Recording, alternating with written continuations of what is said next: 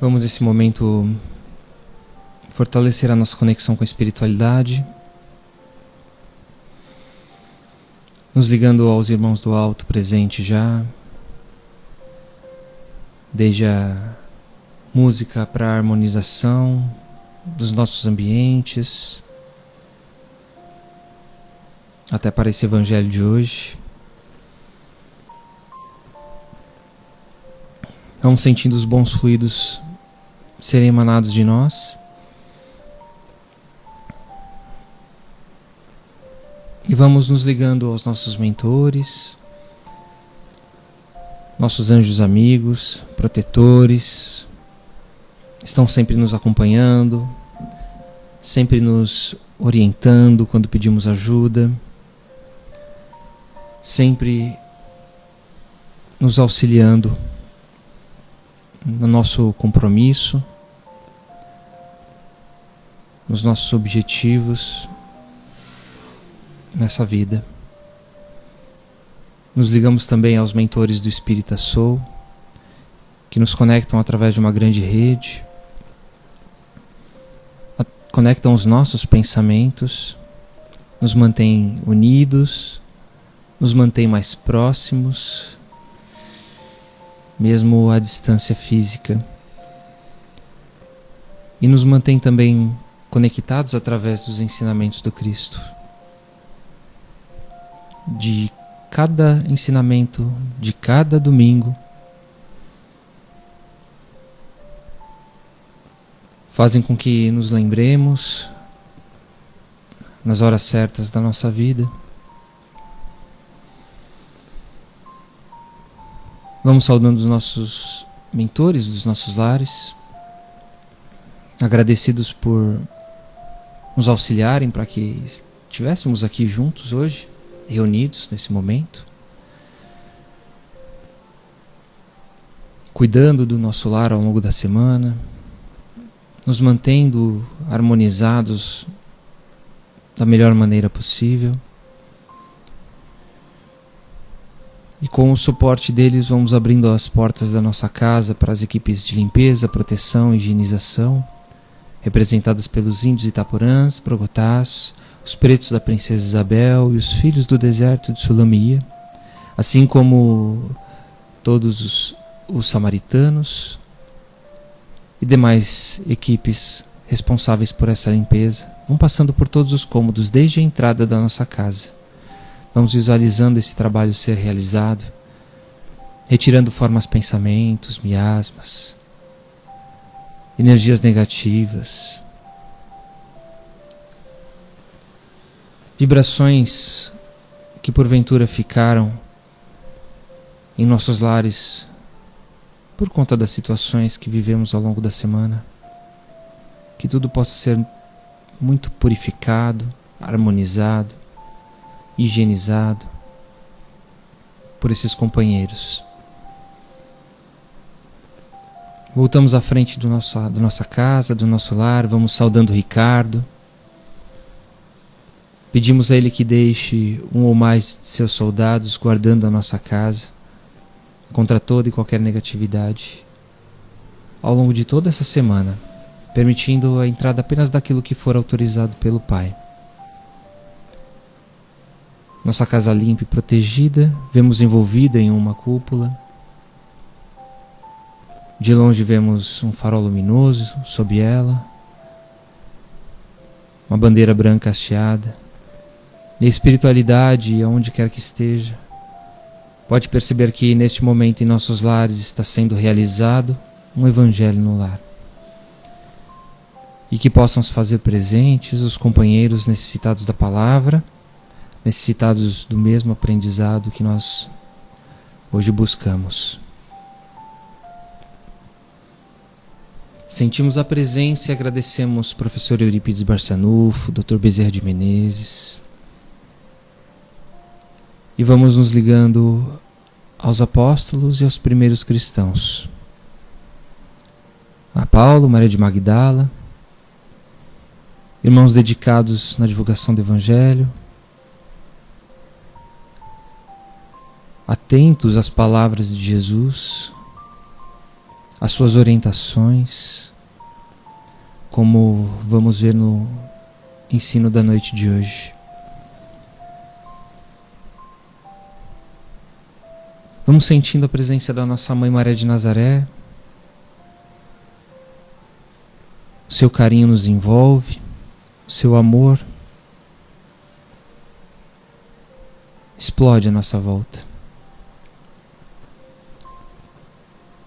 Somos acariciados, somos benditos, colocando em suas mãos as nossas dificuldades, os nossos problemas, para que tenhamos a tolerância, a paz, a calma, a resignação diante deles, com o seu auxílio e com o auxílio do Mestre, que também saudamos. Agradecemos a Jesus pelos ensinamentos, por todo o seu Evangelho, por nos dar uma diretriz, um caminho para a felicidade na vida, para a nossa evolução espiritual, para a nossa evolução moral. E agradecemos ao Pai pelo dom da vida, por mais uma vez estarmos aqui reunidos, cheios de saúde,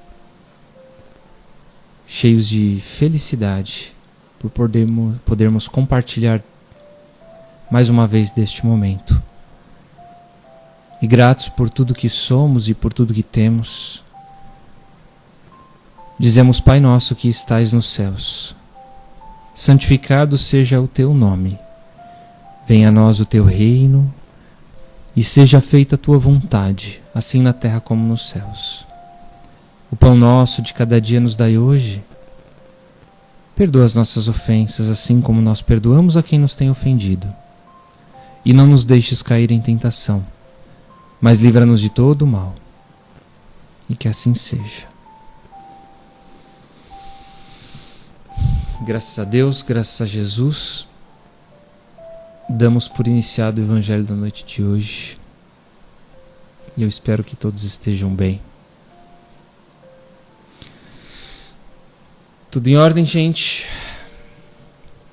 Bora para mais uma noite de estudo, mais um capítulo que será encerrado na noite de hoje. Tá acabando o Evangelho. Quase 20, 21, 22, 2 anos e meio aí de Evangelho no lar, só estudando o Evangelho, hein? Que coisa! Meu dia foi gostoso, tia Márcia, foi bom. Deu pra curtir a família, né? Curti aqui a pequenininha. Vi o meu Coringão ganhar. Foi bem gostoso. Espero que de todos vocês também tenha sido. Principalmente o dos pais aqui que estão presentes. Espero que tenham tido um ótimo dia. E as mães que também são pais, né? Os avós que também são pais. Espero que tenha sido um ótimo dia para vocês. Vamos lá, gente. Não vos canseis pelo ouro é o título do nosso assunto de hoje. Eu fiquei relendo várias vezes porque podia ser, né? Não vos canseis pelo outro.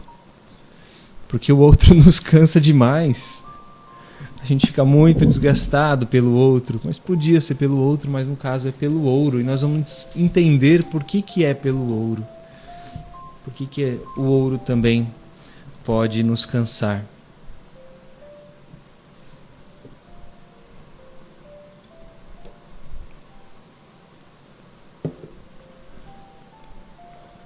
Boa noite, Amanda. Vamos lá. Capítulo 25, então. Para a gente finalizar, itens 9, 10 e 11, não vos canseis pelo ouro, para aqueles que quiserem acompanhar a leitura, tá? Item 9. Não possuas ouro nem prata, nem levai dinheiro nas vossas cintas, nem alforge para o caminho, nem 2 túnicas, nem calçado, nem bordão, porque digno é o trabalhador do seu alimento. Então essa é a mensagem aqui do item 9. Ela faz parte, a gente vai ver mais embaixo, ela faz parte do Evangelho de Mateus, capítulo 10, os versículos específicos deste item 9 dentro do Evangelho segundo o Espiritismo são os itens 9 e 10, lá do capítulo 10 de Mateus. E aí parece que Jesus está falando para a gente abdicar, né, de uma série de coisas materiais. De fato ele está falando isso, mas é interessante a gente entender o propósito dessa mensagem, né? Por que Jesus deixou essa questão? Parece até meio que solto olhando no Evangelho. Kardec lá embaixo vai fazer uma explanação um pouco mais clara também, mas já vamos antecipar para a gente poder já absorver o ensinamento dessa mensagem desde o princípio dela. Essa passagem do Evangelho de Mateus, no capítulo 10, esses versículos de 9 a 15, que a gente vai ver hoje, são instruções que Jesus deixou para os seus discípulos. Então, ele não está simplesmente falando para abdicar dos bens materiais por abdicar dos bens materiais. Era um momento muito claro onde Jesus estava falando para os seus discípulos como eles tinham que estar preparados no momento em que eles fossem realizar a pregação do Evangelho, a divulgação de todo o Evangelho, da Boa Nova, a realização das curas, daquilo que a gente popularmente chama de milagres. Então, Jesus estava encaminhando esses discípulos para uma jornada. E antes ele traz essas orientações. Então, são conselhos que Jesus dá em relação a essa questão material. Então, tem algumas coisinhas para a gente poder entender o que ele estava querendo trazer aí nessa mensagem. Então ele traz, uma das coisas, é o desapego material, né? Jesus acaba falando claramente para eles não se abastecerem de determinadas coisas, não se munirem de determinadas coisas, né? Coisas que eu digo, o ouro, a prata, desses bens materiais, de proverem, né? De guardarem esse ouro, do cobre, o cinto, na verdade, como fazia parte da vestimenta deles, o cinto era meio que usado como bolso, né? Um lugar onde eles guardavam. Então, era um espaço onde eles poderiam guardar coisas. Então, ele fala para também não usar o cinto, justamente para não precisar guardar as coisas. Nem o alforge seria uma bolsa, nem roupas extras. Ele orientava esse desapego material, mas a gente vai entender por que ele orientava esse desapego material. Não era simplesmente por não andar com um monte de coisa. Tem a questão da segurança, poderia até ser, né? Hoje a gente anda com o mínimo de coisas possíveis na rua, com medo de ser assaltado, pela questão mesmo da segurança. Não era o caso específico. A gente vai ver até na passagem do Samaritano que acontece isso. Então não dá para dizer que era totalmente seguro. Mas a gente vai ver ainda outras nuances do porquê que Jesus falava para esses discípulos não andarem com coisas materiais durante essas pregações. Então a outra coisa que ele fala era para que eles tenham confiança em Deus, né? Jesus acaba ensinando para que eles não se preocupem excessivamente com essas coisas dentro da materialidade, que na ausência delas, como a gente viu no capítulo passado, né, no estudo da semana passada, Deus vai prover esses irmãos durante essa caminhada de acordo com a necessidade que eles tivessem, né, para a evolução deles, ou justamente para que eles pudessem cumprir com aquele compromisso naquele local específico aonde eles estivessem. Uma outra coisa é a prioridade dentro da missão que eles tinham. Os discípulos, eles tinham que focar na missão. Qual era a missão? Divulgação do Evangelho, da palavra de Jesus. Então, se eles não tinham bens materiais, se eles não carregassem todos esses bens, eles não iam se preocupar com esses bens. E, consequentemente, eles iam dar mais foco ao trabalho, ao compromisso. É a mesma coisa você no trabalho com o celular na mão. Se você ficar com o celular do seu lado ligado, pronto para ficar recebendo mensagem, sendo que aquelas mensagens não serão necessárias para a execução do seu trabalho, você tem que lá ficar digitando, ou procurando, ou fazendo coisas dentro do computador, e do seu lado o celular. Você deixa o celular do lado, você vai ficar toda hora olhando o celular, não vai? Não vai ficar se distraindo? É isso, a prioridade. Qual que é a missão no trabalho? Executar bem o seu trabalho. Executar para que você entregue o seu melhor. Se você coloca o celular do lado, se você ficar com um jogo e tal, você vai ficar distraído. E aí aqui é a mesma coisa. Os bens materiais que Jesus cita nessa passagem seriam distrações para que esses discípulos cumprissem com o seu trabalho. Né? Essa matéria poderia interferir em relação a isso. E também a questão da dignidade do trabalho, porque Deus reconhece aquele que é merecedor, então aquele que trabalha, está um pouco ligado à questão da confiança a Deus. Então, se eu vou fazer com honestidade, vou fazer aquilo que eu estou propondo com esforço, automaticamente, se for do meu merecimento e se for da necessidade que eu tenho para que o meu trabalho progrida, para a minha evolução moral, material ou espiritual, Deus vai me auxiliar e vai reconhecer que eu sou merecedor disso. Então, em cima de todas essas questões, a gente pega essas pequeninas linhas, né, para que a gente entenda por que Jesus falava aquilo para os discípulos.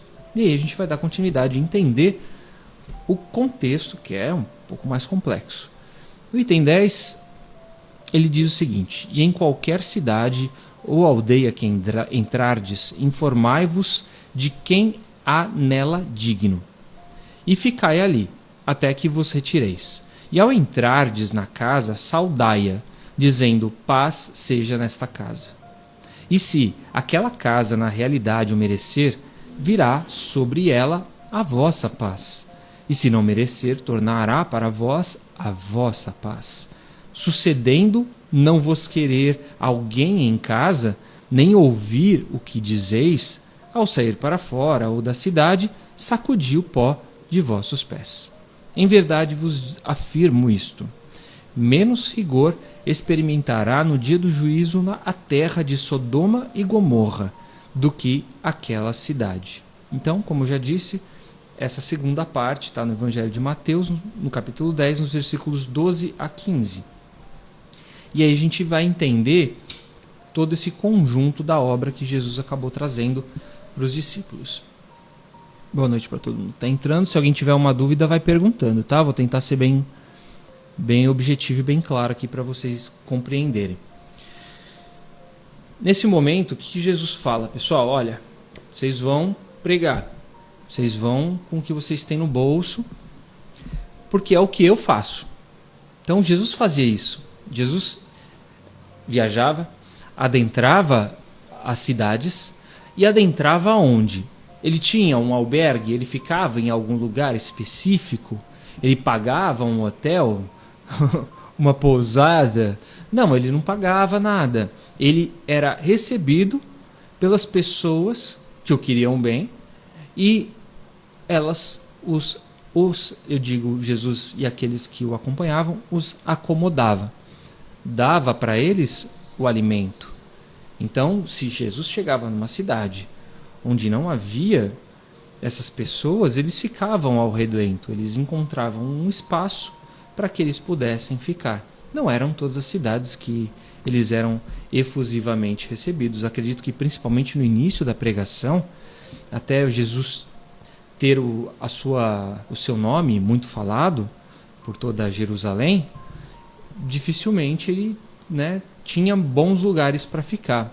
Provavelmente, mais para o final da sua pregação, ele já era mais conhecido, então já tinha mais lugares aonde ficar.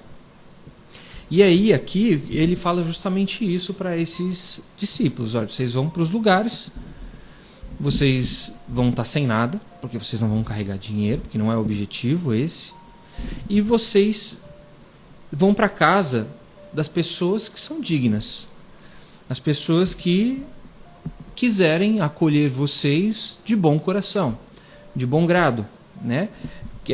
Das pessoas que irão respeitá-los. Então vocês procurem essas pessoas. São pessoas que vão reconhecer em vocês a mim, né? São pessoas que saberão que vocês estão vindo divulgar o Evangelho, então vocês estarão lá em meu nome. Essas pessoas são as pessoas dignas que a gente encontra aqui nessa passagem que Jesus diz. Então essas pessoas elas são mais propensas ao acolhimento, são mais propensas ao ouvir o Evangelho, as verdades espirituais que Jesus trazia dentro daquelas limitações, a propagação e divulgação da caridade ensinada por Jesus, do amor ensinado por Jesus. Então, era para a casa dessas pessoas que esses discípulos iam. E caso eles percebessem que algum desses, ou algumas pessoas dessas cidades não fossem dignas, né, fossem indignas, Jesus orienta o seguinte: o que seriam os indignos então? Seriam justamente essas pessoas que não querem ouvir, não querem dar atenção. Olha, que você não é bem-vindo. E aí Jesus diz o seguinte: olha, você vaza daí, não fica nessa casa, não insiste, e você também não fica nessa cidade se a cidade não quiser vocês. Se vocês não forem bem-vindas nessas cidades, nesses vilarejos. Porque a gente fica pensando, não, mas a gente tem que ficar persistindo na divulgação tal, de água mole em pedra dura, de vencer pela persistência. Mas a gente já falou 1000 vezes que não é falando as coisas que as pessoas elas vão mudar, né? Vai ser pelo exemplo. Mas se as pessoas não quiserem, se elas não querem, elas não vão mudar. Maísa, o capítulo 25, nós estamos no item 9 e 10, tá? E eu já vou ler o seu comentário, Edna. Então, não quer, gente, vaza, não fica aí. A gente tem que entender que a gente tem que plantar a semente, né? A semente nos locais, nos lugares, entre as pessoas, porém, a semente deve ser plantada num terreno fértil. E a gente vai ver isso lá na parábola do semeador, quando a gente terminar o Evangelho e for estudar as parábolas.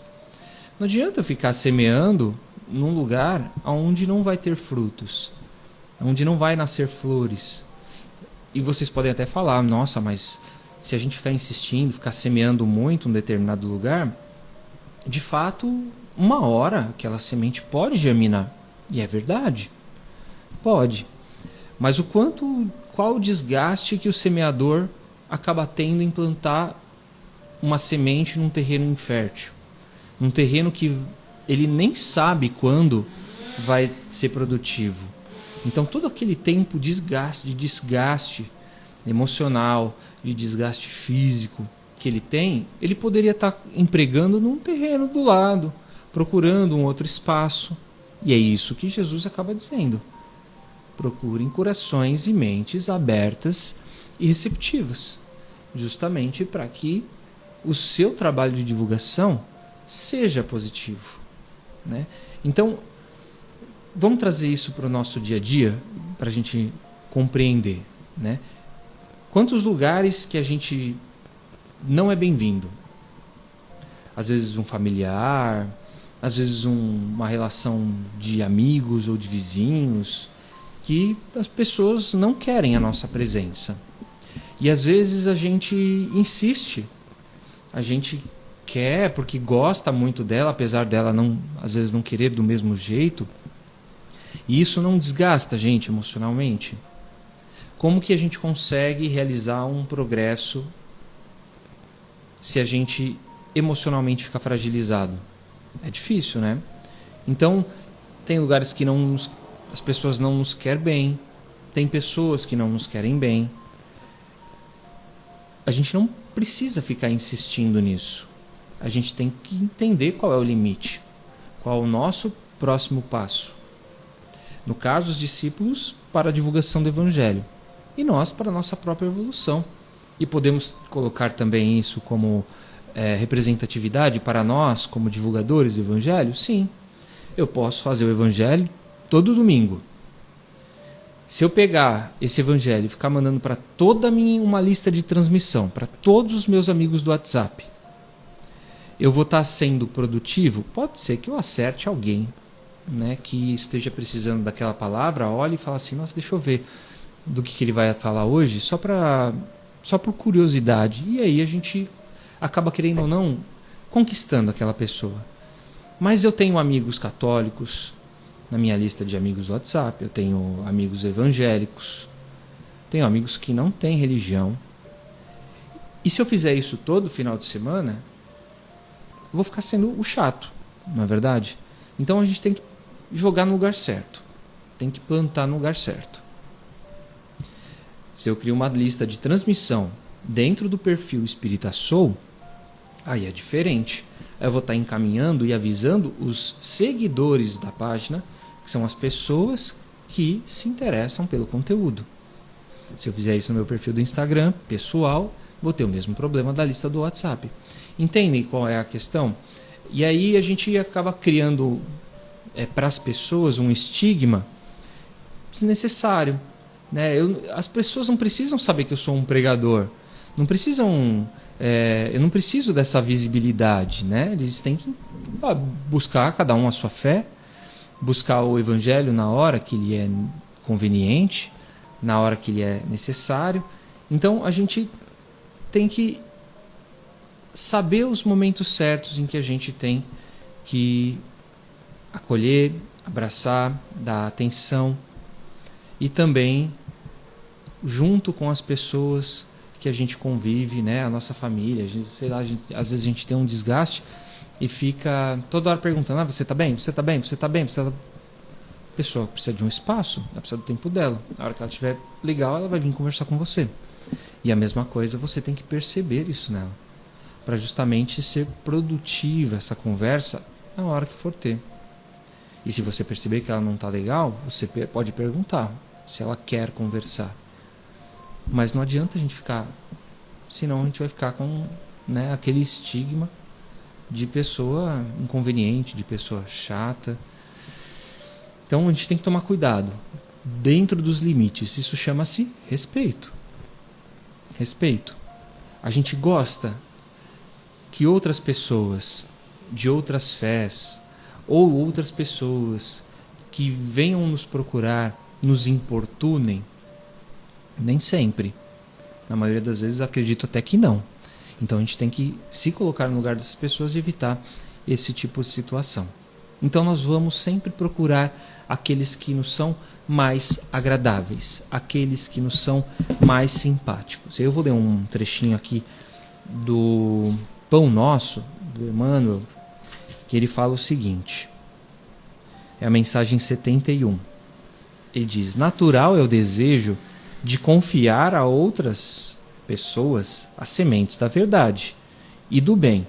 Entretanto, se somos recebidos pela hostilidade do meio a que nos dirigimos, não é razoável nos mantenhamos em longas observações e apontamentos, que ao invés de conduzir-nos à tarefa a êxito oportuno, estabelecem sombras e dificuldades em torno de nós. Quem leu Paulo e Estevão vai perceber o quanto Paulo foi hostilizado em muitas cidades. Justamente porque ele tinha uma outra condição. Antes ele era um legislador, era uma pessoa respeitada, e aí depois ele passou para um divulgador do Cristo. E as pessoas não gostavam. E aí ele começou a adentrar lugares onde ele não era bem visto, onde Jesus não era bem visto. Ele foi persistente. Em alguns lugares ele tomou uns sopapos, né? Sofreu. E ia embora. Depois de um certo tempo, ele voltava naquele lugar. E olha que curioso. Às vezes os lugares, as pessoas mudam, né? E aí as aberturas acontecem de novo. E aí vale a pena essas pessoas tentarem mais uma vez. Mas se percebe, já tira o seu cavalinho da chuva para justamente não ter esse desgaste, né? E aí tem aqui no finalzinho desse item 10, tem uma mensagem que Jesus fala para sacudir o pó. Quando você sair dessa cidade, quando você sair dessa casa que não te quer, sacuda o pó dos seus pés, né?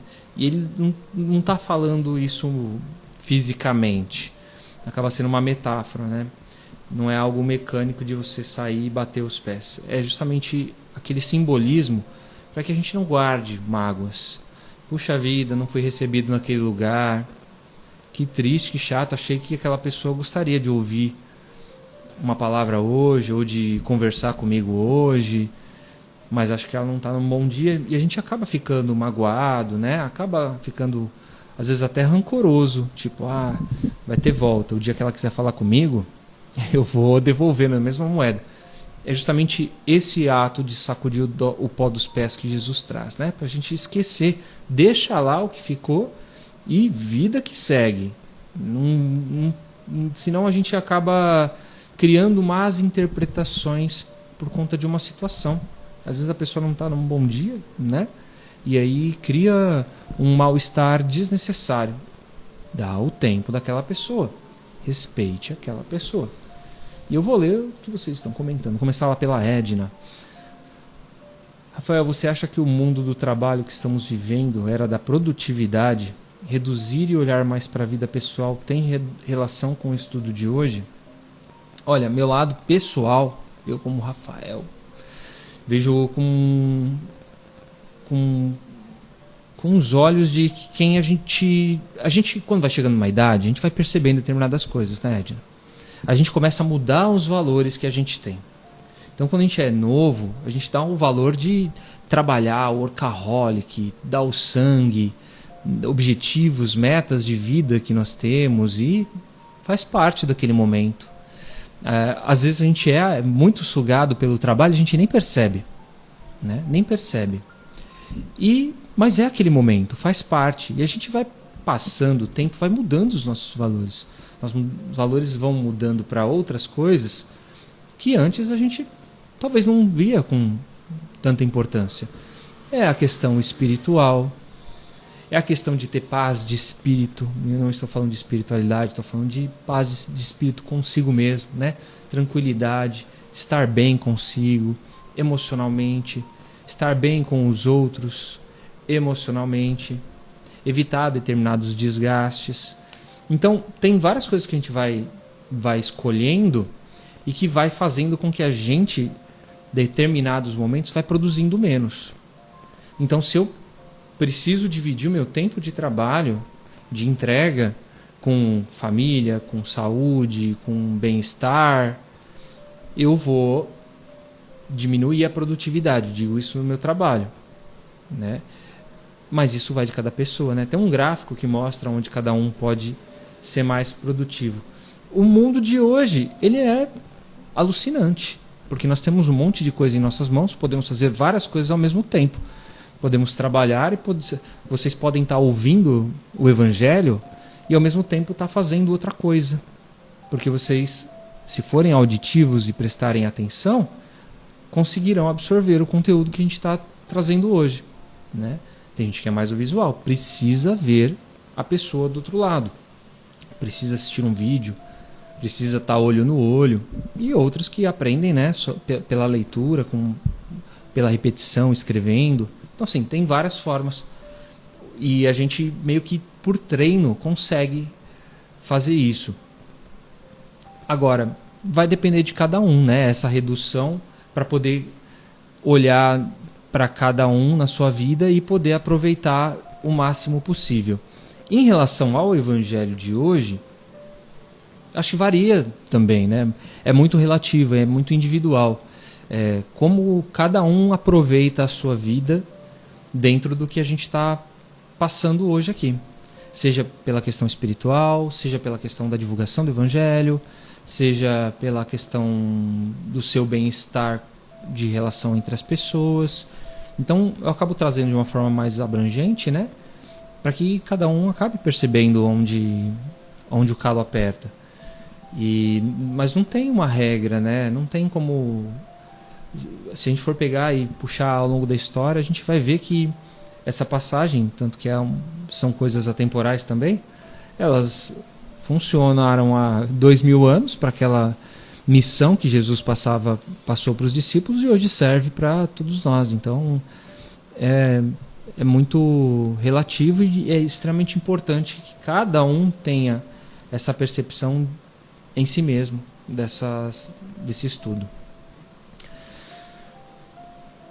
A Rosana comentou aqui: acho que só devemos estar onde somos bem-vindos e onde nos sentimos bem, senão não será produtivo para ninguém. E dentro do que a Edna trouxe, espero ter respondido meio que parcialmente, né, se não totalmente, as casas espíritas entram aqui nesse comentário que a Rosana, e resgatando um pouco da pergunta da Edna. Cara, se eu vou numa casa e não me sinto bem e eu não vou ser produtivo nela, eu vou procurar outro lugar que eu tenha uma maior conexão com as pessoas, onde elas me façam bem, onde o trabalho seja incrível para elas e para mim também, é claro, né? Imagina o que a gente vivenciou naquele Eurípides Barçanufo, né, Edna? Foi uma coisa que eu já sou consciente que vai ser dificílimo eu encontrar em qualquer outro centro espírita. Então, eu também não posso colocar uma régua lá em cima, botar o sarrafo lá em cima. Olha, tive um ótimo momento num centro espírita aqui. E ficar sempre procurando esse momento. Se eu ficar sempre procurando esse momento, eu não vou conseguir encontrar, porque a gente entra numa casa, leva tempo para a gente socializar, para a gente entrar nos estudos, para a gente começar os trabalhos. E aí é aí que a régua vai começar a crescer. Mas a gente entra na casa e fala: nossa, não, já não gostei, já vai embora. Não se dá oportunidade, não se dá chance. Mas a gente tem que buscar os motivos que não nos fazem bem, né? Que nem a Rosana colocou, a gente tem que entrar onde a gente faz bem, trabalhar nas casas onde a gente se sente bem. Então foi lá, sentiu legal, vou me dar uma chance aqui, vamos ver como que são as pessoas. A Raquel comentando que também é desgastante, a Anete falando sobre o fanatismo também, e é importante lembrar, né? Senão a gente vai parecer um bitolado. E em que mais? Vamos lá. A Rosana está torcendo para que a gente faça aqui o estudo do Paulo Estevão. Esse não está no meu script ainda. Vamos devagar. O Anderson Santos: que coisa magnífica esse momento de evangelho-terapia. Deus ilumine toda a equipe. E o evangelho é isso, né, Anderson? O estudo do evangelho, ele é isso. Uma roda de estudos dentro do espiritismo é para falar de nós. É uma terapia em grupo, uma grande terapia. A gente não percebe isso, a gente acha que a gente está falando do evangelho, mas se o evangelho ele norteia toda a moral cristã, a moral que nós devemos ter, que nós almejamos ter, na verdade, em nossas vidas, a gente está falando de comportamentos que nós temos, comportamentos que nós precisamos rever, em muitos casos, para que tenhamos bons relacionamentos, para que tenhamos uma boa vida. Então, o Evangelho é uma terapia. Tem um livro, inclusive, né? Jesus, o maior psicólogo que já existiu. Aí o Rafa está falando lá de bater o pós. Bem-aventurados os mansos, boa correlação, né? Bem-aventurados os mansos. Que aí não vão entrar numa discussão, né? Não vão ficar guardando aquilo, não vão... Bate o pé e se torna manso. Nós precisamos sobreviver sim, mas precisamos aprender a viver também.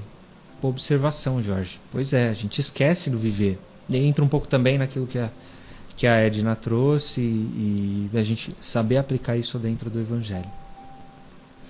Viver não implica necessariamente em produzir desgovernadamente. Antes consiste em desfrutar das várias facetas da vida, priorizando aquilo que é imperecível, ligado aos valores da alma. Mas eu acho que é bem isso mesmo que o Jorge quis trazer, viu, Anderson? Bem essa colocação que ele quis. Você trouxe um ótimo complemento. Então, só para a gente finalizar essa parte 10, em relação ao dia do juízo que Jesus também traz, ele acaba reforçando essa questão, que é um chamado para responsabilidade. Responsabilidade de cada um, que sabem quais são os seus próprios compromissos. Então os discípulos naquele momento sabiam qual era a responsabilidade deles, para que eles não perdessem o foco, soubessem exatamente qual é o caminho que eles têm que trilhar e que eles firmassem naquilo, não se desviassem daquele caminho, que consequentemente eles obteriam o seu progresso, o seu crescimento espiritual, e caso não conseguissem, que eles naturalmente enfrentariam determinadas consequências das suas próprias escolhas, do seu próprio livre-arbítrio num futuro, fosse naquela encarnação, fosse em outra. A mesma coisa trazendo para nós, das nossas responsabilidades, dos nossos compromissos no nosso dia a dia, com a nossa família, com o Evangelho, conosco, com o nosso trabalho, com as nossas casas espíritas, os nossos trabalhos que executamos por lá. Então a gente precisa ter também essa responsabilidade. É só um reforço, né, da lei de causa e efeito que Jesus acaba trazendo. E tem uma outra observação interessante, que naquela época os viajantes que faziam os percursos não eram muitos, né? Não se fazia que nem hoje, deixa eu ir lá visitar fulano de tal e pega estrada, porque as cidades eram muito distantes. A viagem precisava ser de camelo, ser de cavalo ou a pé, então não era fácil viajar. Quem mais fazia isso eram mercadores, pessoas que talvez tivessem um compromisso ou uma necessidade para isso, mas não iam gratuitamente realizar esse tipo de viagem. Então não eram muitas as pessoas. E por esse motivo, culturalmente, essas pessoas elas eram bem recebidas, né? Os viajantes eles eram bem recebidos naquelas cidades, porque era o costume da época. Então, já sabendo que esses viajantes não possuíam nada, ficaria até mais fácil, inclusive, para que eles fossem melhores recebidos. Então, só um complemento histórico para a gente entender, até porque Jesus reforça para que os nossos amigos discípulos não possuíssem, né, necessidades materiais carregando consigo. E aí vamos lá para o item 11 para a gente encerrar. Essas palavras que Jesus dirigia aos seus apóstolos ao enviá-los anunciar a boa nova pela primeira vez, nada tinham de estranho àquela época. Estavam de acordo com os costumes patriarcais do Oriente, onde o viajor era sempre bem recebido, como eu acabei de dizer. Mas então eles eram raros. Entre os povos modernos, o aumento das viagens teria que criar novos costumes, ou seja, do jeito que a gente vive hoje, a realidade seria completamente diferente. Só encontramos agora os do tempo antigo nas regiões distantes, onde o tráfico intenso ainda não penetrou. Se Jesus voltasse hoje à Terra, não poderia mais dizer aos seus apóstolos: vá para o seu caminho de peregrinação sem tais provisões, porque a realidade é outra. Olha a percepção de Kardec. Juntamente com o seu sentido próprio, essas palavras encerram um sentido moral bastante profundo. Jesus ensinava assim aos seus discípulos a confiarem na providência. Além disso, desde que nada possuíam, se eles não tivessem nada, né, eles não podiam tentar contra a cupidez, a paixão daqueles dos que o recebiam. Então, as pessoas elas não poderiam falar assim: se esse cara tem alguma coisa, eu vou me aproveitar dele, né? Tá carregando, você tem um camelo, você tem... O que você trouxe aí com você? Água, mirra.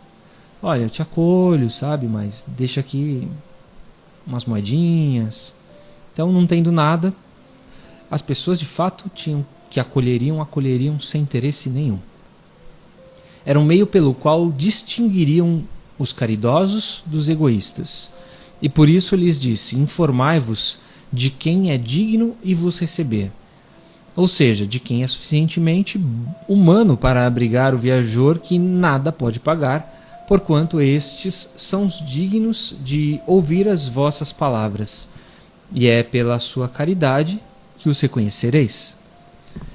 Quanto aos que nem sequer os quisessem receber nem ouvir, recomendou ele aos apóstolos que os amaldiçoassem, ou recomendou que se impusessem a eles e usassem de violência para os constranger a se converterem? Não, né? Mas para se retirassem pura e simplesmente à procura de gente de boa vontade. Assim diz hoje o Espiritismo para os seus adeptos: não violenteis nenhuma consciência, não forceis ninguém a deixar a sua crença para adotar a nossa, não lanceis o anátema sobre os que não pensam como vós, acolhei os que vos procuram e deixam em paz os que vos repelem. Lembrai-vos das palavras do Cristo. Antigamente, o céu era tomado por violência, mas hoje o será pela caridade e a doçura. E findamos mais um capítulo aqui no nosso estudo. Não precisa nem de comentário, né, para essa fala de Jesus. Resume bem aí. Ficou bem claro, né, gente? O objetivo do ensinamento de hoje.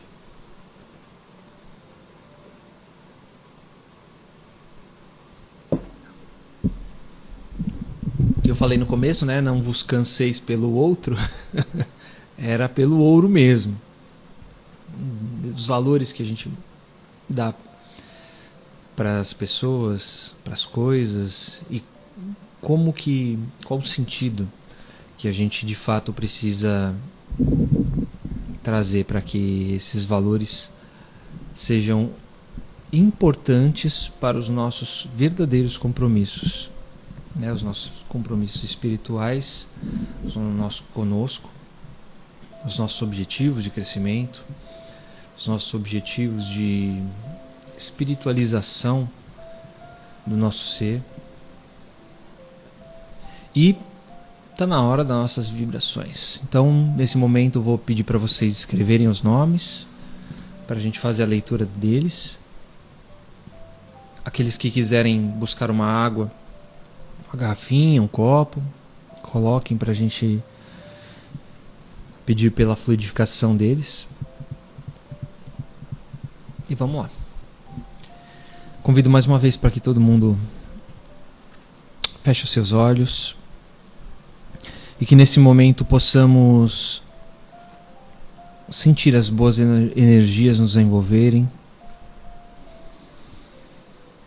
como uma grande força circulando ao nosso redor,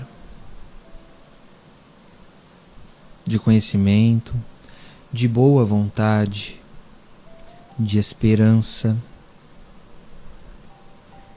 E essas boas energias vão saindo de nós, saindo pelo topo das nossas cabeças, saindo da palma das nossas mãos. E a espiritualidade nesse momento vai absorvendo toda essa energia, todo esse amor, e vai direcionando para o bem universal, para o planeta Terra, para todos os povos que aqui vivem, por aqueles povos que vivem em guerras, por aquelas pessoas que vivem em locais onde acontecem desastres naturais, pelas pessoas que passam fome e vivem misérias. Vibramos pelo Brasil, por Brasília, por toda a nossa nação, pelos dirigentes deste país, por aqueles que sofrem nas ruas, sem um lar, sem família, vivem perdidos no mundo dos vícios. Vibremos as crianças que vivem nos orfanatos, os idosos nas casas de repouso, os encarcerados nas prisões, aquelas pessoas doentes em suas próprias casas, os seus cuidadores, Vibremos pelas pessoas que sofrem por qualquer tipo de violência em suas casas. Vibremos pelos hospitais, pelos leitos de UTI. E vamos vibrando pelos nomes deixados aqui nesse momento. Pela Rafaela Batista, pelo Pedro, pela Luana, o Giovanni Costa, a Eliane Soares de Carvalho, pelo pai da Renata, já desencarnado, o Avelino Cardoso, pela família Mota e Pinto da Silva, pela Vera Pontes, pelo Walter Lima, pelo Eduardo Lima, o Antônio Lima, a Dail Almeida, pelo José Lima e pelo Marcos Mendonça, por Joyce Kelly de Almeida Mendes, pela Cecília, por Alexandre Simeão, Valdomiro Simeão, Ivan Simeão, por Marcelo Ferreira de Souza, Hilda Ferreira de Souza, Antônio Rafael de Souza e Fabiana de Fátima Costa, por Pieira, pela saúde de Edson Alves Rocha e Geraldo Xavier da Rocha, pela saúde física e espiritual da família Maia Ribeiro, pela Edna, pelo Edson, pela Edilene, pela Esmeraldina, pelo Lauro, pela Cecília Cristal e a Jéssica Lamounier, pela Leila Pontes. Vibremos pelo Ranieri da Silva Neri, Ramon da Costa Colares, Luiz de Souza Colares Neto, pela família Arruda, pela família Zermiane, a Daniele, a Carla, o Tiago, o Roberto, o Gilvandro e os desencarnados Gil, Gustavo, Suzana, Ataíde, Elazir, Gilberto, Garibaldi e Ida, pelo Valdomiro Simeão, pelo Pedro Pontes e família. Oração aqui pelo pai, a mãe, os irmãos já falecidos da Cláudia Ferreira, por Artemis Amaral da Silva e família, pela Patrícia Felizardo e família, Tamires Duarte e família, de Wanda Oliveira e família, Alisson Ferreira e família, Joyce Moraes e família, pelas necessidades físicas e espirituais de Isabel Cristina da Silva e Lucivilma de Oliveira, pelas desencarnadas, o Sandra Guimarães Rocha e Dulce Antônia Ferreira Ribeiro, pelo Alexandre Simeão, Ivan Simeão, por Saulo, Samuel, Jeane, Eliana, Ian, Sandiele, Cristina, Celino, Ormezina, Alfina, Jo, Juliana, Cássia, Romário e Diana, por Pedro, Juliana, Letícia, Arthur, Letícia e Milena, pela saúde física e espiritual da família Rocha, por Ana Lúcia dos Santos e a família do Senhor Leite, pela Sofia Simeão, Raíssa Simeão, pelo Gustavo, a Fabiola, a Ana Lúcia, pela Aline Remígio e família, Daniele Santiago e família, Miguel Cavalcante e família, Jane e Bia, Vinícius e Mariana, por Neroaldo, Vera, Leila, Cecília Coelho, Raíssa e Sofia Simeão, pela Maria José dos Santos, já desencarnada, pela Lana de Araújo Costa Castro, por Marcelo Moretti, por Luciana, Mariana Coimbra e família, Cecília Coelho, Raíssa Simeão, Lilian Nascimento e família, Sofia Simeão, por Arnold de Vasconcelos Costa, Arnaldo Leite Vasconcelos, Guiomar Nogueira, Jails Andrade, Jorge dos Santos, Maria do Socorro Vasconcelos, e pelo pai da Rosana, Arlindo Bezerra, e também por todos os pais aqui ela pede. Por Sidney, Márcia, Jusilei e famílias, pela família Castro, pela família Costa, pela família Ferreira, pela saúde da família Gonçalves Costa e Santos, e vibração pelos desencarnados João Batista Costa e Adriana Gonçalves Costa. Vibrações também a Ana Flávia Otaviano, Lucas Otaviano e Cecília Otaviano, ao já falecido Valdir de Araújo Melo Castro, a Rosiane, Renato, Francisco e Gustavo, a Ricardo Vasconcelos, Geraldo Thompson, Marina e família, Rosilda e família, Rêmia e família, e a mãe da Rosana, Maria do Carmo Vasconcelos. A Amanda pede pela família Iebe e pela harmonia do lar aqui da Rose Piquet. Vibrações também ao Neroaldo e pela harmonia no lar de Edilson e Anete. Eu peço também vibrações a Neuza de Oliveira, ao Anderson de Oliveira, a todos os profissionais da Clínica Fecundar, a minha esposa, minha mãe, o meu irmão, minha família, e em especial também, né, aos meu pai, meu avô, meus avós já desencarnados, que todos eles, assim como todos os pais, nesse dia dos pais possam receber todo o carinho, né, daqueles que ainda estão aqui em vida e que já não estão mais entre nós. E assim, deixo uma vibração, um momento de vibração para que a gente, por alguns segundos, possa mentalizar alguém que tenhamos esquecido.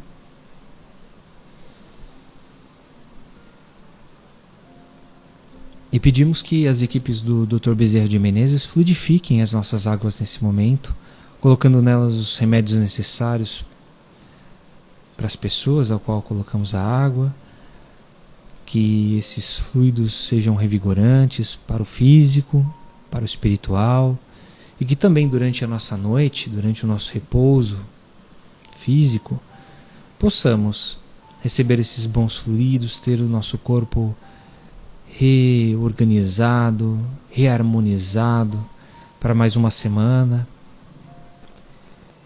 E deixamos ainda uma vibração especial para que a espiritualidade possa levar aonde for necessário nesse momento. E agradecemos ao Pai mais uma vez por esse momento de encontro, por todos que estão aqui reunidos, que nesse momento nós possamos olhar para nós, pedir para o Pai que cuide de nós ao longo dessa semana, que nos envolva em todo o seu amor, que esse amor se transforme em uma proteção especial e que possamos manter essa proteção até o nosso próximo encontro, domingo que vem, com boas palavras, com bons exemplos, bons pensamentos. E encerramos o Evangelho de hoje dizendo: Ave Maria, cheia de graça, o Senhor é convosco. Bendita sois vós entre as mulheres, e bendito é o fruto do vosso ventre, Jesus. Santa Maria, Mãe de Jesus, rogai por nós, agora e para todos sempre. Que assim seja. É isso aí, gente. Espero que todos estejam melhores do que começaram o Evangelho de hoje. Que tenhamos uma semana abençoada e possamos nos reencontrar na próxima semana para mais um estudo. Um bom descanso, mais uma vez um ótimo domingo aí para você que é pai, está nos acompanhando. Tirou aí um tempinho para ficar longe, né? Que nem o Edu, dos filhotes, da família. Tenhamos todos uma maravilhosa semana, tá bom? Fiquem com Deus, um beijo no coração de todo mundo e até mais.